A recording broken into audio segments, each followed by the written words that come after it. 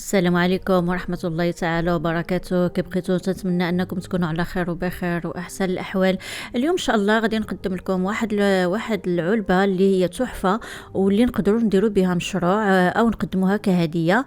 هي على الموضة، ودابا تنجبروهم في المحلات التجارية، ولكن تيكونوا ديال الديكورات، ولكن تيكونوا الاثمنة ديالها غالية. نقدروا نستغلوا هذه الفرصة ونديروا منها مشروع. نبداو على بركة الله، نوريكم كيفاش درنا لها. كما تلاحظوا اننا غادي نحتاجوا لهذا الكوتر بلاكي هذا. انا كان عندي هاد القطع هادو، اللي هما تنستعملوهم. هاد الكوتر بلاكي تستعمل في من اللور ديال الخزانات، ديال لي زارموار، ديال الماريونات. انا استغليت هاد القطعه هذه اللي عندي. وانتم الا كنتوا غادي ديروا بطبيعه الحال مشروع، خصكم تشريوه ودفعوه. الا ما كنتوش باغيين تخدموه نتوما، تقدروا تاخذوا الفكره وتعطيوها النجار يصوب لكم هاد الطريقه هذه ديال هاد العلبه، وانتم تختاروا القياسات اللي بغيتو. انا غنعطيكم هاد القياسات هذه، ولكن نتوما تقدروا تختاروا القياس اللي بغيتو. اذا انا غادي نبدا، غادي نقطع هاد القطع. كما لاحظتوا انني غادي نقطع هاد القطع هادو اللي الطول والعرض ديالهم 25 على 15 كما شفتوا في الصوره. وغادي ندير الجوانب بطبيعه الحال حتى هما تبعوا معايا الطريقه كي غادي ندير لها.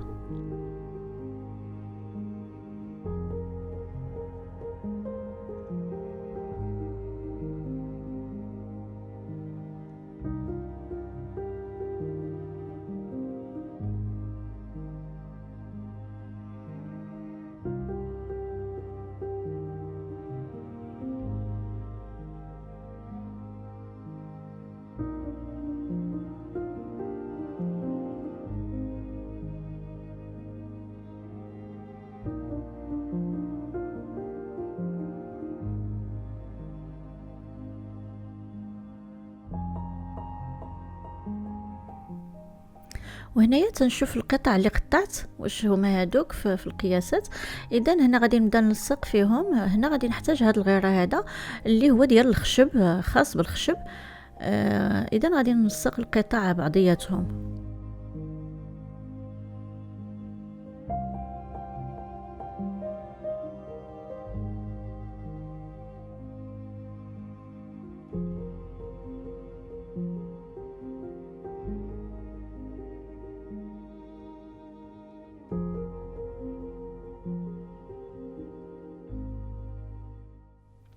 وهنا غادي نلصق بهذا السكوتش، لان الغيره ديال الخشب تياخذ الوقت باش ينشف. هنا غادي نساعد بهذا السكوتش هذا باش نثبت مزيان الجوانب، باش هكا يلصقوا في خاطرهم، وانا باش نكمل الخدمه ديالي. اذا غادي نستمر على هذه الطريقه.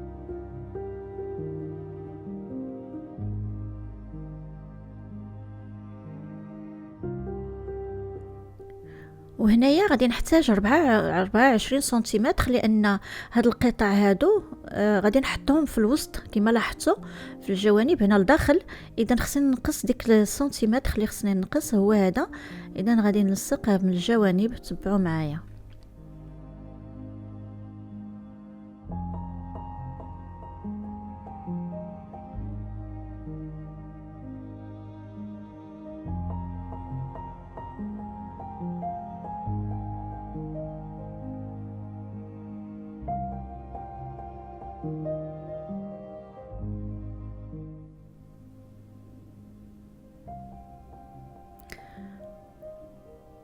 وهنا كما لاحظتوا غادي ندير نفس الشيء، غادي نثبت بديك السكوتش حتى غادي نكمل العلبه كلها.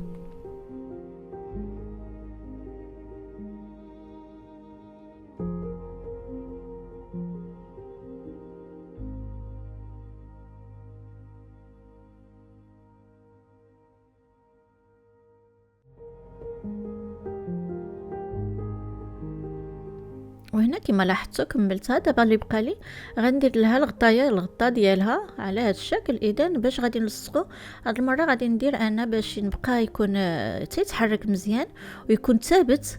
ما غاديش ندير له غير سكوتش، غادي ندير له هادو ديال العلب هادو اللي لاحظتوا صغيورين، اللي تنسميهم بزاكرات. المهم غادي نديرهم هنايا، غادي نثبتهم.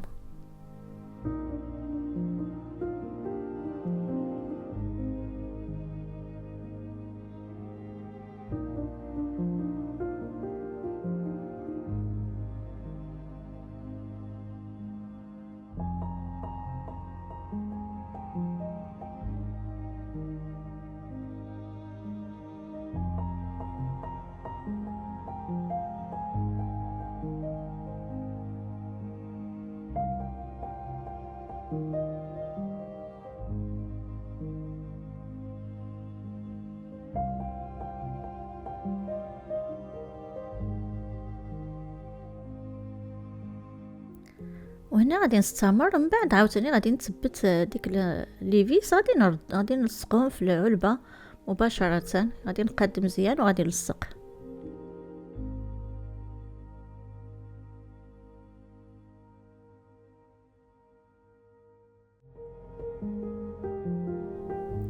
وهنا غادي ندوزو للخطوة الثانية، هي ان غادي نغلف. هنايا عندنا هاد القطع ديال المبرة، المبرة اللي تنسميوه قطيفة. انا اختاريت هاد القطع، كانوا عندي انا دائما تنستغل الاشياء اللي عندي، بحال دابا هذا كانت حاجه عندي وقطعتها، وغادي نستغلها لهاد العلبه هذه. نتوما ملي الا درتو مشروع بطبيعه الحال غادي تشريو الثوب نقي، وغادي يكون كل شيء كما تنقول، غتكون ديك الاتقان في الحاجه، لانكم غادي تبيعوها، وملي تنبغيو نبيعو خصنا يكون عندنا الاتقان. اذا هنا غادي نستمر كما لاحظتوا، غادي نقاد الثوب وغادي نبدا نلصق.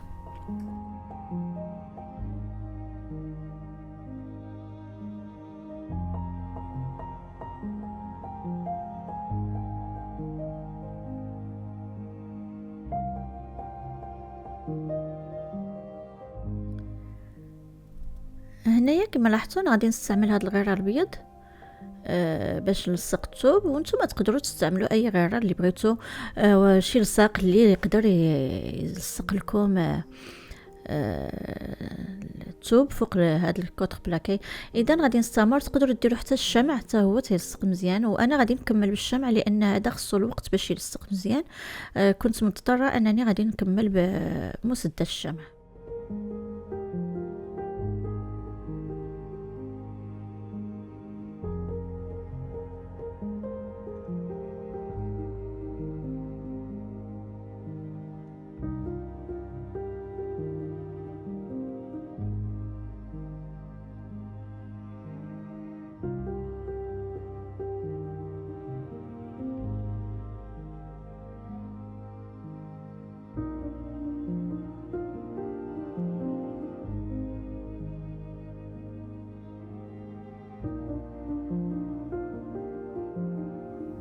وهنا حتى من الداخل غادي نغلف بالثوب، وغادي هذيك البيزاكرات ما غيبقاوش يبانوا، وغيكونوا ساهلين الحلان والسدان.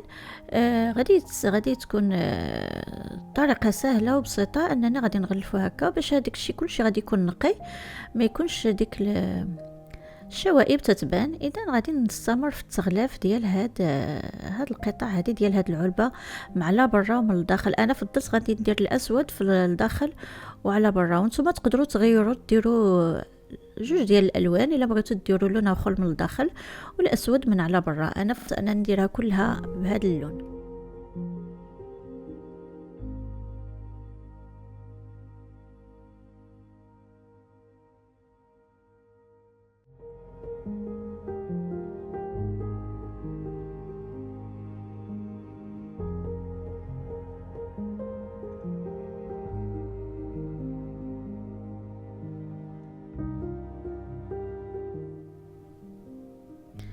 اذا هكا انا تنكمل بمسدس الشمع حتى هو تيلصق مزيان وتيكون سريع في اللصاق ديالو بالنسبه للصاقات الاخرين، لانه هو اسرع. غير هو الديفو اللي فيه ان تيكون تيطلق ديك الخيوط، ولكن من بعد خصنا لابد نضفو كل شيء. انا تنستمر هنا في التصواب، غادي ندير هنا ديك الاستخاص باش غادي نزين منها، تيعطي ديك اللمعان، ومنها باش ندرق ديك الا كان شي ديفو ديال اللصاق ما بين الملاقي. فضلت انني ندير كما تعرفوا ان اللصاق ديال الشمع تيكون تيخلي بعض المرات ديك لي تخاص. اذا فضلت انني ندير هاد السخاص اللي لاحظتوه في هذا اللون هذا. اذا غادي نستمر.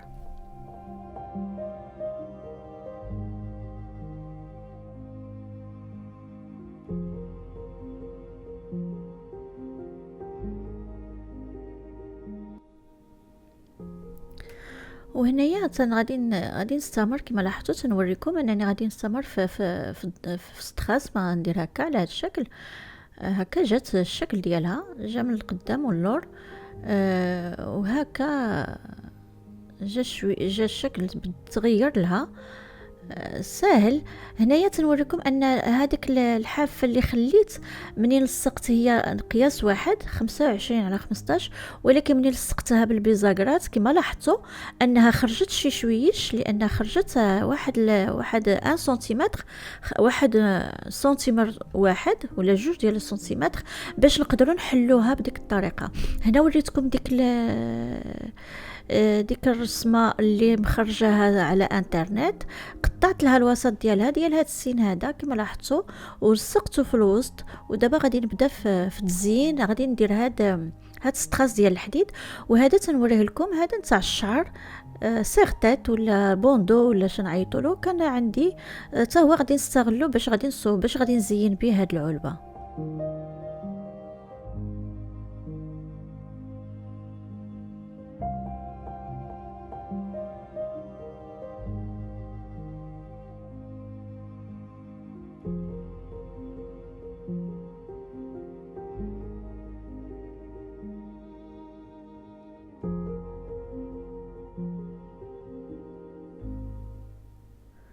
هنا كما لاحظتوا انا بدأت في التزيين، استعملت ديك الغيره ديال ب7000 اللي تقدروا تجبروها عند صحاب اللوازم اللي تيبيعوا لوازم الخياطه كما تنقول دائما.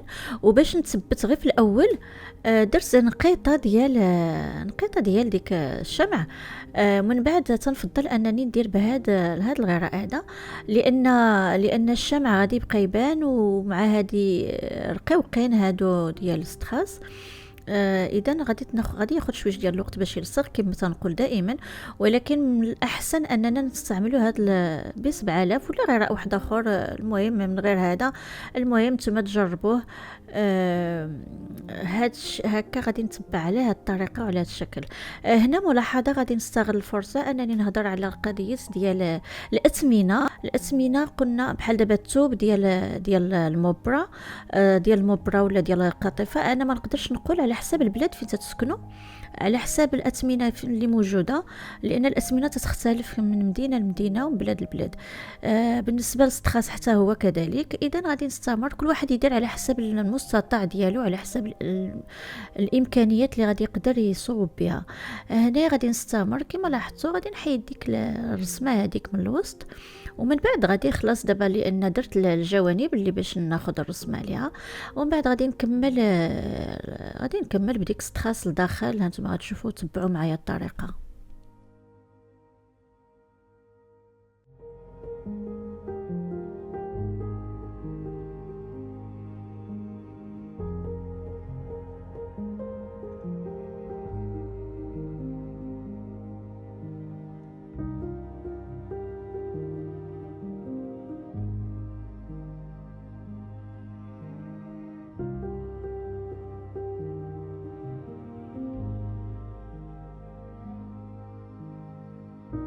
وهنايا الفكرة أنني تندير أنا هاد ستراس.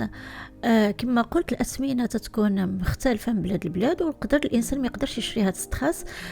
نعطيكم البديل، هو أنكم غادي ديروا هاد الرسمة في الوسط، تقطعوها من الوسط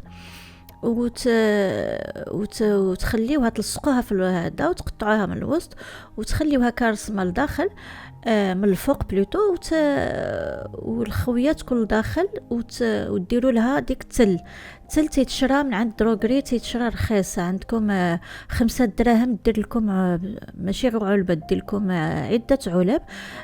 ديروا الغيره ديال بالحق ديال الثوب، ماشي ديال الماء. من الاحسن ديال الثوب، لان ديال الثوب غادي يبقى ثابت مزيان. اذا وديروا عليه ديك التل، ديك لي بايات تيطيحوا رخص من هاد الاستراس. انا فضلت انني، لان هاد الاستراس يعطيو واحد الشكل جميل، وكل واحد كما قلت على حساب الماديات ديالو، على حساب. الا كنتو غادي ديروا مشروع وهذا، تقدروا ديروا ديك القضيه اللي قلت ديال التل، ديال لي بايات. اذا هذه فكره ديال البديل. دائما تقولوا لي قولي لنا البديل، يعني قلت لكم البديل اللي تقدروا تستعملوا.